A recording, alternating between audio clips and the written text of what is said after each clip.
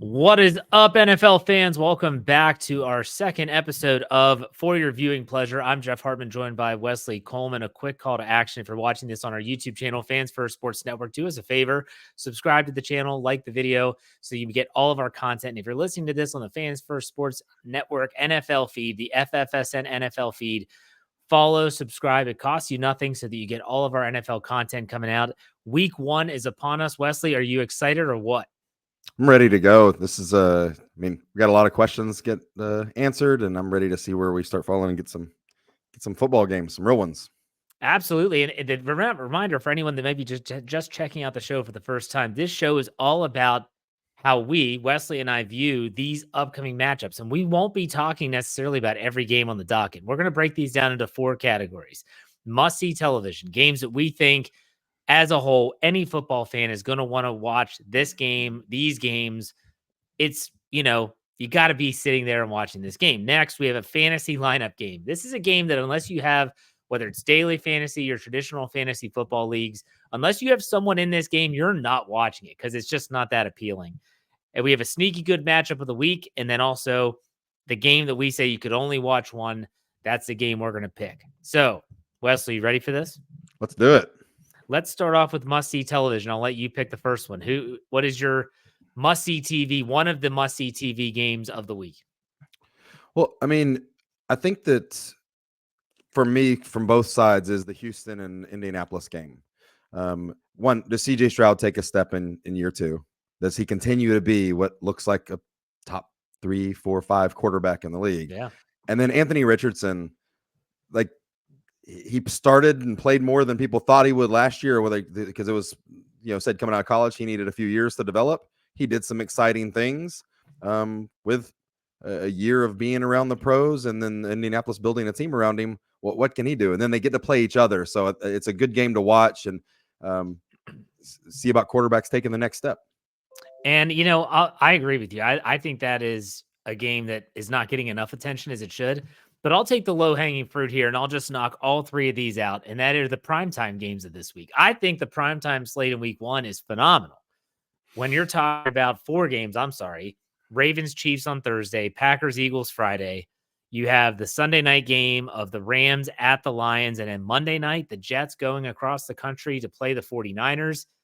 Dude, that's a good slate of primetime games. There are weeks where we will not talk about primetime games in this category, but week 1, you have to, right?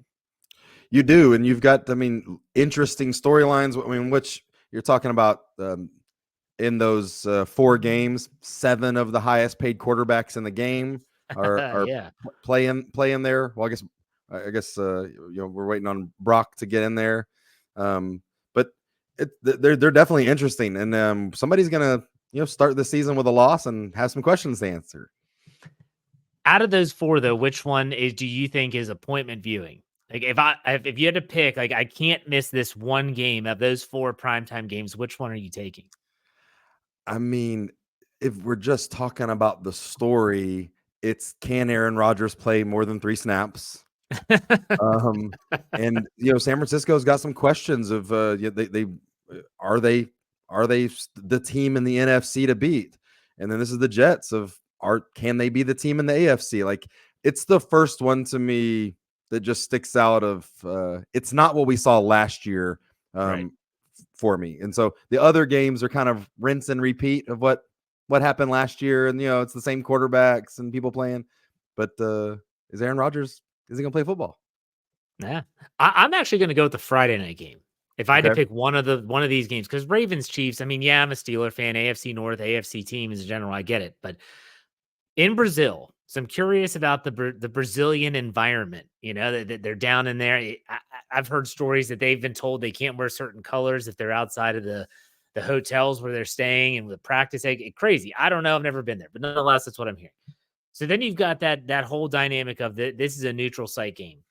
I look at the Eagles, and everyone says the Eagles are going to be so good. I can't get the way they finished last season out of my brain, and it's that they sucked down the stretch. They were awful. And they lost some pieces. Now, they got Saquon Barkley, the most injured running back in NFL history, it seems like. But nonetheless, like, the Eagles are that's their story heading into 2024. Then you have the Jordan Love Packers, and Jordan Love getting that deal. And I know a lot of fans were just thinking, this is absurd how much money this guy is making with such a small sample size. So what do they look like? Do they look like the team that went down to Dallas and blew their doors off in the playoffs and almost punched their ticket to the NFC Championship game? I don't know. I'm intrigued by this matchup a lot. Yeah, so I like it kind of probably the opposite of why I was saying the Monday night game. The Monday night game, I think it's two teams that you can make a case that they're favorites to be first or second in the AFC or NFC. I think Green Bay and the Eagles have questions to answer if either one of them is actually that good. Yeah, that's a good point. Jordan Love does not go to the playoffs last year if the Saints make a field goal and hold on the last minute and a half of the game. And then without going to the playoffs and without winning a playoff game in Dallas against an overrated Cowboys team, does he get this contract? Or does he get a much smaller contract? Like making the playoffs and winning a playoff game probably made it more. And then Philadelphia, all the infighting they've had between quarterback and offensive coaches, are they that good? So I think somebody's starting with a loss here, and there's probably going to be a lot of fallout from whoever loses and starts 0-1. Yeah, and that's with the Eagles fan base, like they're going to be up in arms if they lose this game. But okay, we don't want to deliberate too much on these primetime games because they've been talked about a lot. Are there any other games that you have as must-see television on the docket that's not been mentioned already? I mean, Caleb Williams was the number 1 overall pick. I mean, it sucks that they're playing the Titans. Having said that, the Titans are going to have a defense this year. I don't think enough talk's been about that. I don't know if they're going to score points, but the Titans have signed a lot of defensive free agents, and if their coaching staff gets that together, some of them are older names. I get it. It's not 2020. There's a couple of older names on there that used to matter, but it's at least a formidable NFL defense for Caleb Williams to see what he can do. That's true. That's true. I would not have put that on this must-see list. Hey, that's why we have two different lists. That's okay. If I were to have any other, and again, I look because we put our Steelers and Saints biases to the side for this show. So if I'm just looking at games like, okay, what's the storyline? Why am I wanting to watch this game? I'm looking at Cowboys Browns. Cowboys Browns. Yeah. Seriously. Do the Cowboys suck? Are they literally just if they didn't do anything really this offseason? They signed CeeDee Lamb.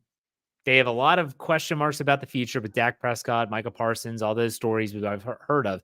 But then you have the Browns and Deshaun Watson, who hasn't played this preseason. And there are already rumblings about his shoulder being a problem. And he's going to have a $72 million cap hit next year. Just insane stuff. Guaranteed. I know. 100% guaranteed. But so for me, that's intriguing. That's the 4:25 time slot on Sunday. So that's going to be a game that I'll definitely be tuning into. I think that'll be interesting. Anyone else? I mean, there is a game between two teams that both have quarterback controversies. So I don't know if you know this, but the Falcons signed a big quarterback to a contract and also drafted one. And then the Pittsburgh Steelers decided to bring in two of the most polarizing quarterbacks in football for opposite reasons of, is either one of them any good in 2024 with the Russell Wilson and Justin Fields? So it's interesting there because either one of those teams, whoever starts with a loss, there is media that can talk about the other guy should be quarterback. Yeah. Or did we waste resources? Are you just busting my balls here because I'm a Steeler fan? But would you really put the Steelers Falcons in Atlanta in a must-see category? No, but it is interesting. Like if you really dig into it and like football, like it's interesting. All four of those quarterbacks being in there because each of them have an old guy that used to be good, and each of them have a young guy that has never been good. That's true. That is true. All right, so let's go to the next topic, the next category, the fantasy lineup games. So this is a game that on the surface is a complete dud.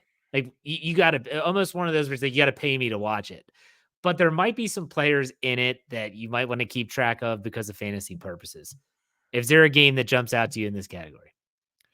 I mean, again, with the primetime games do kind of stick out. I think that the Baltimore Kansas City game, which we haven't said Baltimore Kansas City yet, and you got Lamar Jackson playing Patrick Mahomes there.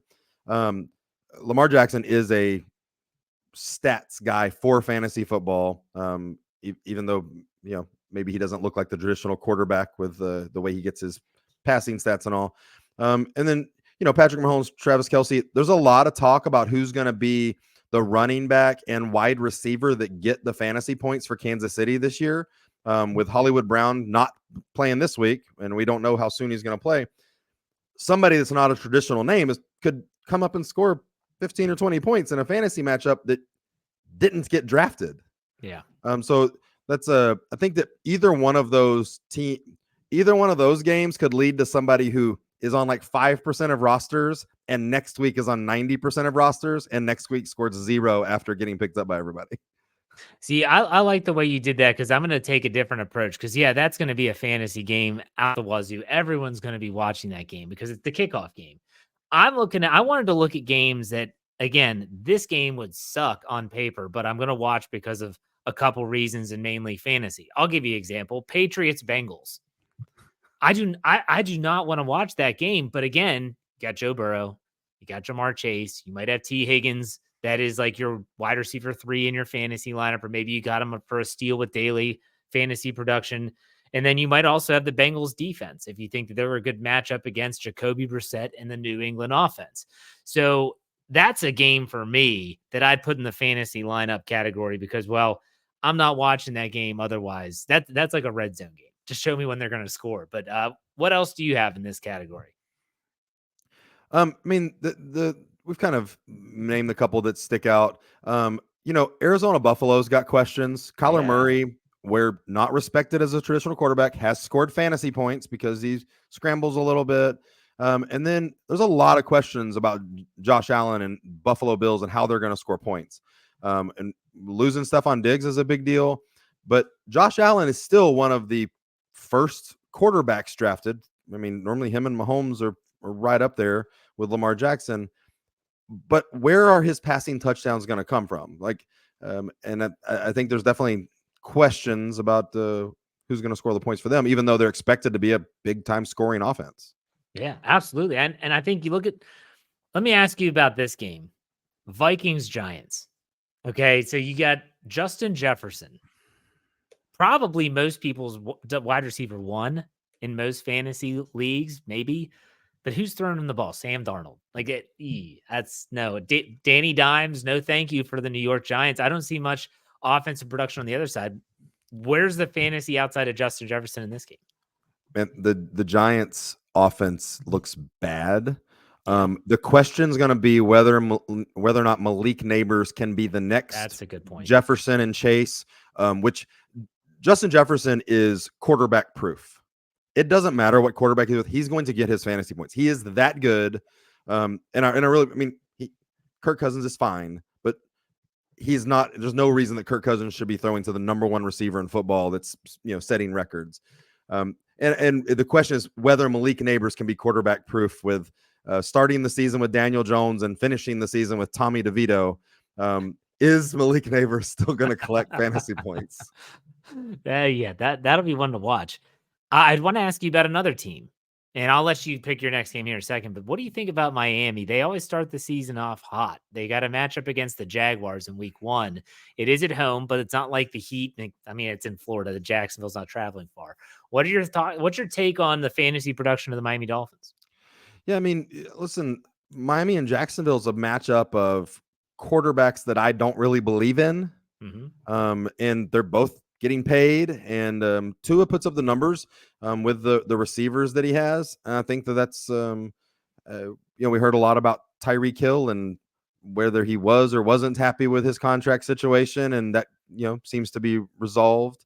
Yep. But I think Miami is probably one of the better running game teams in football, and I think they're going to need to lean into that, at least establish that early on the teams that they can. Which is going to take away some of the fantasy production from those receivers. And it's just at some point you think Tua's not Patrick Mahomes. I'm wondering of a year of defensive coordinators watching this offense, because I think last year everybody went into the season going, Tua's not going to play all season. The concussions and everything was going on. His career was in jeopardy, and him ever playing again, he's one hit away from never taking another snap. And so maybe some of that snuck up on some defensive coordinators. By the end of the season, it's just stupid if it's still sneaking up on you. Yeah. But you got a whole off season to think about how you're going to attack Tua and that offense. And I'm wondering if they're going to be as high flying or as productive this year. Yeah, it's going to be something. And so there are a lot of games that really don't even offer a lot of fantasy value that we're just going to gloss over here. But let's go to our next category. Sneaky good matchups. So this is kind of a game. Maybe it's more than one game. That's okay. That's fair. That we maybe, it's not going to be a primetime matchup that we've already talked about. It's not going to be even some of the bigger divisional matchups, but it's a game that could actually be a really good game to watch for a variety of reasons. What comes to mind at this late week one when you're looking at sneaky good matchups? Well, I say one of them I'm just going to mention in that we've stayed away from. It is one of the primetime games, but Matthew Stafford going back to Detroit to me is a fun story that's not about the Rams and the Lions and those teams, which they just played in the playoffs, and Matthew Stafford went there and lost a very competitive game to the Lions. I am interested in this being the Matthew Stafford revenge game, and this being the one where he goes in there and gets a big win for the Lions. We just had the stat come out this past week that the Detroit Lions have the highest ticket price in all of football. On the resale market, they are and it's not close. After 20 years of having nothing to believe in, I think it's more than that. These Lions fans are hungry for football, and they're fighting each other for tickets now. Yeah. Matthew Stafford coming in there and starting their season with a loss is a fun story to me, and I like it. It's a great storyline. I have a lot of intrigue around the Rams in general, not just with Matthew Stafford. Yeah. I mean, does Stafford still have it? Puka Nakua's health, Cooper Kupp, can he stay healthy? Their revitalized running game that they seem to have found last season. I think that the Rams are an NFC West team that people are kind of forgetting about. Everyone just thinks, oh, it's the 49ers division. If there's a team that's like, well, hold on, let's pump your brakes a second. Let's actually don't forget about us. I think it is the Rams. So I agree. I think that's a good one. I don't know what it is about this game. And I know I'm probably going to kick myself on Sunday when the actual result happens. But there's something about Commanders Buccaneers that I'm like, you know what? That was my next one too. Was it really? Yeah, I for mean, sure. Jaden Daniels is intriguing in and of itself. He's getting the start. He has been the starter really since he went in. He got drafted out of LSU, and I know that's your team. The Tampa Bay Buccaneers, they didn't even test free agency. They locked up Mike Evans. That's a no-brainer. He's that good. But then they also kept Baker Mayfield. So it was Baker Mayfield's 2023, which was really a decent year. Was that just a flash in the pan, or is this going to be something? I think this game could be very competitive. I do like the Commanders. I think they're improving. I don't think they're good, but I think they're improving. But I want to see what this rookie can do. What do you think? Yeah, so I mean, Tampa Bay won the NFC South last year, and yes, it can be the worst division in football, but they won their division with a winning record last year, and they did keep most of the kind of the team together of what they're wanting to bring back. So they're going to be a decent competitive team. And then when we talked about this last week, is I believe that Jaden Daniels definitely is going to improve over this season, but he's just naturally a good quarterback. He statistically had one of the best seasons in the history of college football last year with his ability to run and pass. I'll compare him to another old Washington Commanders quarterback that could run and pass, and that's Robert Griffin III, who won NFL Rookie of the Year. His first ever game in the NFL, he went to New Orleans and beat the Saints. I was there for that game. But he took too many hits, and you watched Robert Griffin III get slower and less accurate over the first few years of his career to where he just wasn't a good quarterback. Jaden Daniels has been tough. He's bigger than Robert Griffin, but he's taken a lot of hits, and he just can't take those same hits in the NFL. So I'm interested to see how he mixes. He's a dynamic runner, and how he can mix that and get the most out of that for his team without risking injury. All right, let me ask you just one question. This is off the cuff, and I want to see if you have an answer to. Is there a game that you're like, this is the dud of the week? Like the worst game on the schedule? Yeah, for sure. Who you got? It's Denver and Seattle. Really? Okay, I went a different direction, but go ahead and explain your pick. Listen, a lot of people thought Bo Nix was a 4th or 5th round draft pick. Yep. And him being drafted so high by Sean Payton, and I think he's done well. And if he is not going to be sensitive and he's going to take feedback that Sean Payton's going to give, he can learn to be a quarterback. I don't know if Denver made the moves this offseason that makes it look like they actually care about winning this year. Yes, I think they're going to be coached hard, and competitive. But I think Sean Payton's got a longer game plan in his head that doesn't really involve week 1 in 2024 of if the best team is out there. They traded Jerry Jeudy. He would have been nice for Bo Nix to have to throw to. Yeah. And so I'm not sure if I believe in how competitive they are. And then Seattle's just like, they're going to be a running team. Geno coming back when like Geno didn't really last year build on the previous year's success and a little bit of hype. He's fine. We'll just see what's going on, but I'm not sure if either one of those teams plans on winning 5 games this year. Who's your pick in that game? Yeah, I'll take Seattle. Okay. I think it is in Seattle. I think they're going to run the ball way too much. Okay. All right. Well, I hate to do this to you, but you kind of threw me under the bus earlier. I think the worst game is the Panthers and Saints. I mean, I just don't. You're an NFC South guy. Maybe you can justify this, but I just think that the Carolina Panthers are atrocious. And I think it's all based on Bryce Young. I just don't see it. When you had Kyler Murray, who's a smaller statured quarterback, he just had some intangibles that I don't think Bryce Young necessarily has. I think Bryce Young might have the IQ, but does he have the versatility? Does he have the escapability? I don't know. The Saints, to me, are a giant question mark. I think that they're a team that could be competitive. Like you said last year, if a couple games go a different way, they could probably win the NFC South. Go ahead. One game. No, I was just saying just one game. They make a field goal against Green Bay. The Saints are in the playoffs. The Packers are not. Like, the whole thing falls differently. So you are the NFC South guy. Tell me why this shouldn't be the dud of the week. Yeah, I mean, so the Saints, Falcons, and Bucks all have, to me, an equally good chance to win this division. I could see all 3 of those teams winning 8 games, and I could see all 3 of them winning 11. 11, not really. 8 to 10. And I can see them going into the last week of the season, the 3 of them 1.5 games apart in the last week, really mattering for who's in the playoffs and is somebody maybe in the wild card, because that's what happened last year. And I could see that again this year. I think Carolina was one of the worst NFL teams I've ever seen last year. They were really bad to watch. And again, like you said, it's because of Bryce Young. I don't think he's good. I would not have wanted the Saints to draft him. I'm glad that Carolina drafted him. Having said that, people way smarter than me put him as the number 1 overall draft pick, people that know more about football. So I'm going to assume that there's got to be some sort of development or talent there that didn't come out last year. And maybe with their new offensive coaching staff and the changes they made, somebody can make him better. So at least they can be competitive offensively, possibly. And the Saints, are going to have a very good defense this year. They are going to be strong.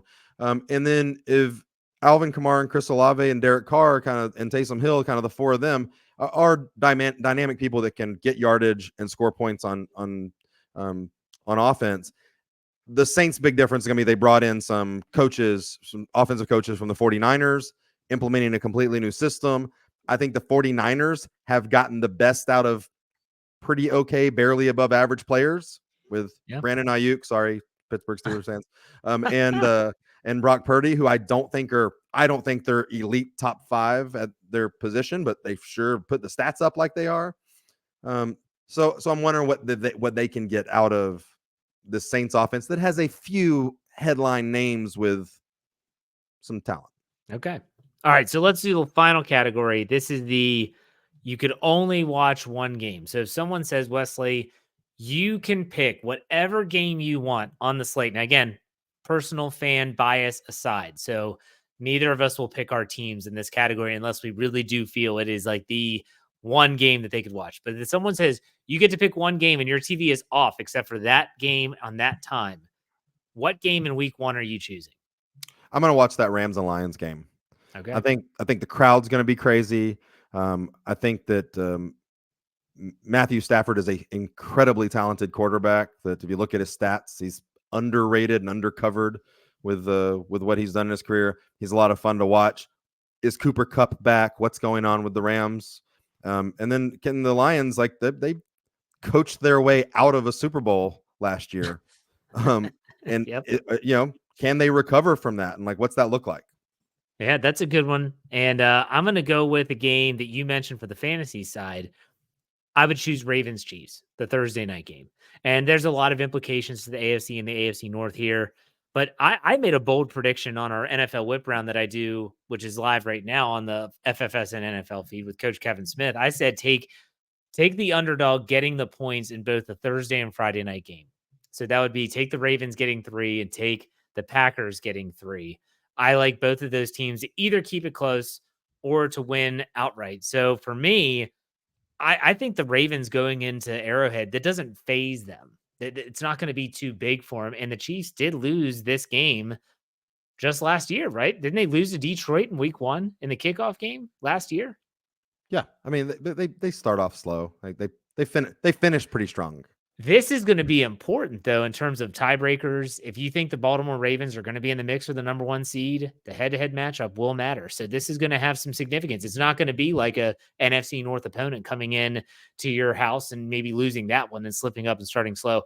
I would say Ravens Chiefs is my must-watch game for the week.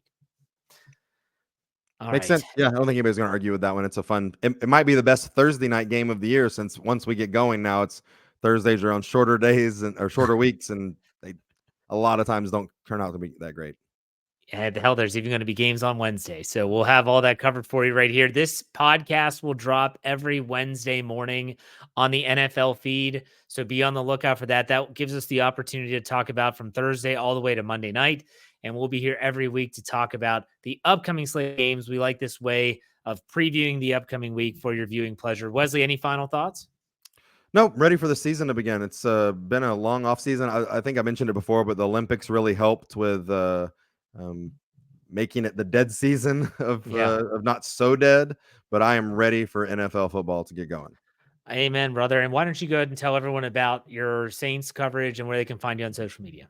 Yeah, I'm on the Dome Patrol podcast. You can find us on X at Dome Patrol PCast, or you can find me at WhoDatWesley13. How can we find you, Jeff? You can find me on Twitter or X at jhartman, HARTMAN_PIT, and all our Steelers coverage at the Steel Curtain Network. Wherever you get your podcast, search Steelers or Steel Curtain Network, you will find us. We will have everything that you could possibly want as a Steeler fan. But that does it for us on this week of For Your Viewing Pleasure. Wesley, until next week, man, take it easy. We'll see you.